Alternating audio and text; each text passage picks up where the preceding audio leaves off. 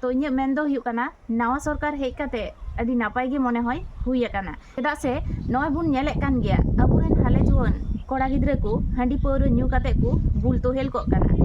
एनखान ओना हिसाब तेदो नुई सरकार हांडी पौर बंद काते अभी नापाय गे कमिया जा आतो ओड़ा रे से भाटी रे हांडी पौर बंद लेन खान हांडी पौर न्यू हर हांडी पौर बांको न्यामा आर अबुरेन जहाय हाले जुवन कोड़ा गिद्रा को हांडी न्यू को सेड़ाया से को सेड़ा लगिदो काना उनको होना बाको सेड़ाया नित हबिते अकय गे हांडी पौर बांको बंद दाड़े कदा मेनखान नुई सरकार हेज काते नय जे आबगारी दफ्तर खय हर आतो आतोय कुले कोआ आर हांडी पौरय बंद होचोए कोआ आर नोआ गे तो दरकार तहे काना से एटा जातिया कथा दो बइन मेना अबु सान्तार समाज रे जहाय हुडिंग हुडिंग बाबू ताको हारा राकाब काना को उनको हो हांडी पौर न्यू काते को बुल तोहेल को काना ओलक पढ़ा दो नाहा को देया हटोगा काना आर हांडी पौर से हांडी बाटी दो नाहा को सामांग का काना एनखान आतो आतो हांडी पौर बंद लेनखान से ओड़ा ओड़ा हांडी पौर बंद लेनखान